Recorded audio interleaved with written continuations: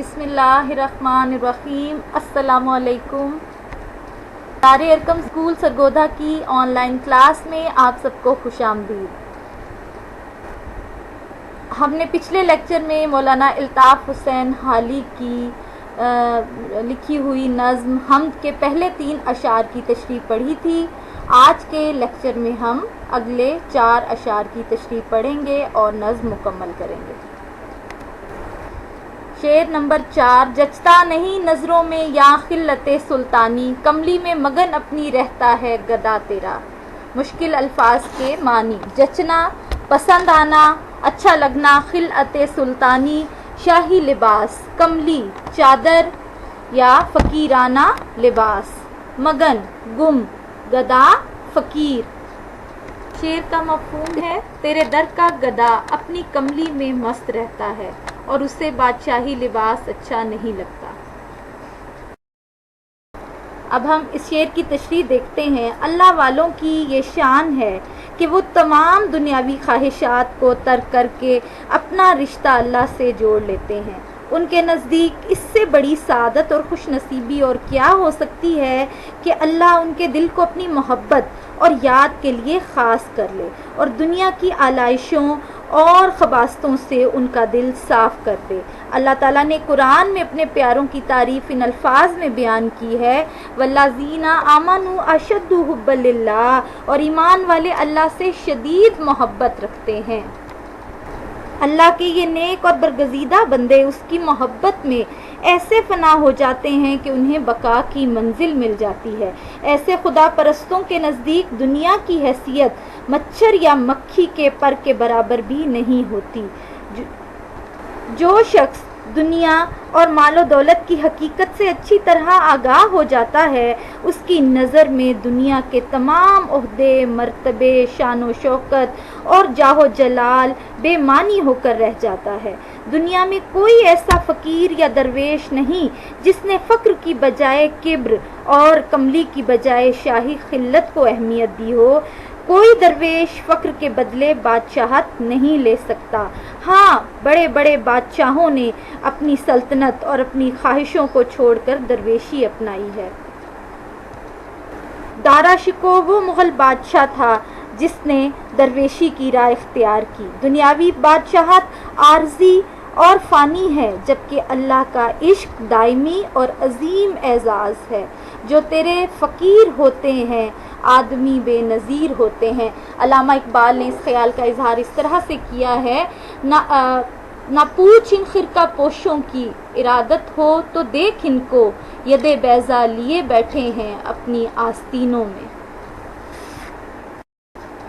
اگلا شعر۔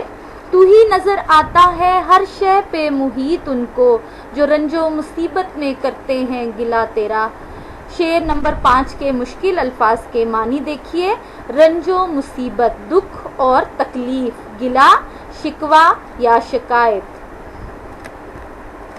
شعر کا مفہوم، جو لوگ دکھ اور تکلیف میں تیرا شکوہ کرتے ہیں ان کو بھی تیری ذات ہی ہر شے پہ محیط نظر آتی ہے۔ اب اس شعر کی تشریح پڑھتے ہیں۔ انسان کے لیے ہر کام میں کوئی نہ کوئی مصلحت اور حکمت پوشیدہ ہوتی ہے۔ دکھ، تکلیف، مصائب، پریشانیاں زندگی کا لازمی حصہ ہیں، کیونکہ انسان کی اصل پرکھ ہی مشکل وقت میں ہوتی ہے۔ ان حالات میں کوئی شکر کے مقام پر ہوتا ہے اور کوئی اللہ سے شکوہ و شکایت کرنے لگتا ہے۔ خوف اور سختی کے وقت انسان کی فطرت اللہ ہی کی طرف رجوع کرتی ہے۔ بڑے سے بڑا سرکش مصیبت میں گھر کر خدائے واحد کو پکارتا ہے۔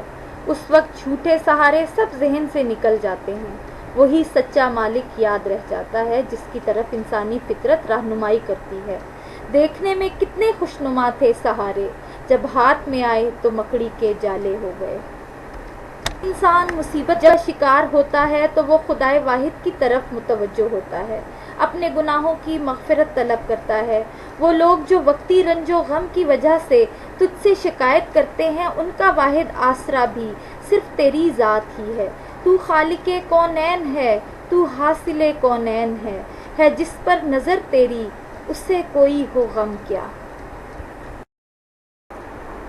اگلا شعر۔ آفاق میں پھیلے گی کب تک نہ مہک تیری، گھر گھر لیے پھرتی ہے پیغام صبا تیرا۔ مشکل الفاظ کے معنی: آفاق افق کی جمع، آسمان کے کنارے مراد دنیا، مہک خوشبو، صبا صبح کی ٹھنڈی ہوا۔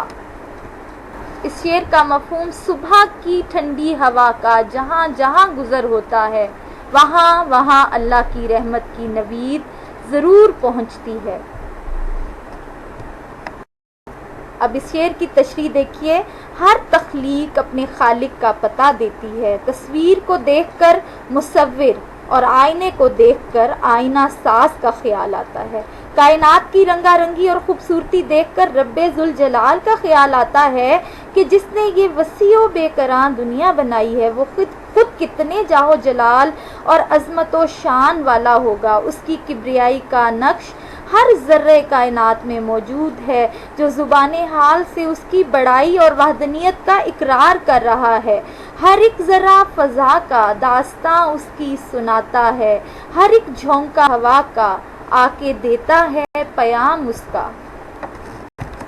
صبح کا وقت اور اس وقت چلنے والی خوشگوار ہوا اللہ کی بہت بڑی نعمتیں ہیں۔ صبح کا وقت ظہور حق کا وقت ہے، جب تاریکی کے پردے سے رنگ و نور کا سیلاب امڈ آتا ہے اور دنیا میں روشنی پھیل جاتی ہے تو تمام اہل عالم اپنے رب کو یاد کرتے ہیں۔ ہوا ایک لطیف شے ہے جو وجود رکھتی ہے مگر نظر نہیں آتی۔ ہوا نئی رتوں کی نوید دیتی ہے، کلیوں کو پھول بناتی ہے، گھٹن زدہ ماحول کو خوشگوار کر دیتی ہے۔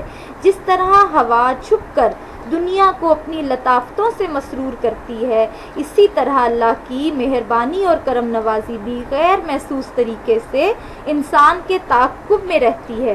کائنات کا راز بظاہر 7 پردوں میں مستور ہے مگر اس کی نشانیاں اس کے وجود کی گواہی دے رہی ہیں۔ صبح کی ٹھنڈی ہوا بھی اللہ کی قدرت کی بہت بڑی نشانی ہے۔ یہ جہاں جہاں سے گزرتی ہے وہاں وہاں اللہ کی توحید کا پرچار کرتی ہے اور پروردگار عالم کی رحمت و مہربانی کا پیام سناتی ہے۔ کچھ تو کہتی ہیں چٹک کر کلیاں، کیا سناتی ہے صبا غور سے سن۔ کیوں ٹھہر جاتے ہیں دریا سرے شام، روح کے تار ہلا غور سے سن۔ حمد کا آخری شعر: ہر بول تیرا دل سے ٹکرا کے گزرتا ہے، کچھ رنگے بیاں حالی ہے سب سے جدا تیرا۔ مشکل الفاظ کے معنی: بول، لفظ، دل سے ٹکرانا، دل پر اثر کرنا، رنگے بیاں، بیان کرنے کا انداز، جدا، الگ۔ اس شعر کا مفہوم: حالی کے انداز میں ایسا جادو ہے جو نہ صرف دوسروں سے جدا ہے بلکہ دلوں پر اثر کرنے والا ہے۔ حمد کے آخری شعر میں مولانا الطاف حسین حالی نے اپنے سادہ اور پرتاثیر انداز کی تعریف کی ہے۔ اللہ نے ان کے لفظوں کو ایسا جادو اثر کر دیا ہے کہ سننے والوں کے دلوں میں وہ گھر کر لیتا ہے۔ اگر الفاظ میں سچائی موجود ہو تو وہ اپنا آپ منوا لیتے ہیں۔ بات کہنے کی ادا ہوتی ہے، نکھت گل بھی صدا ہوتی ہے۔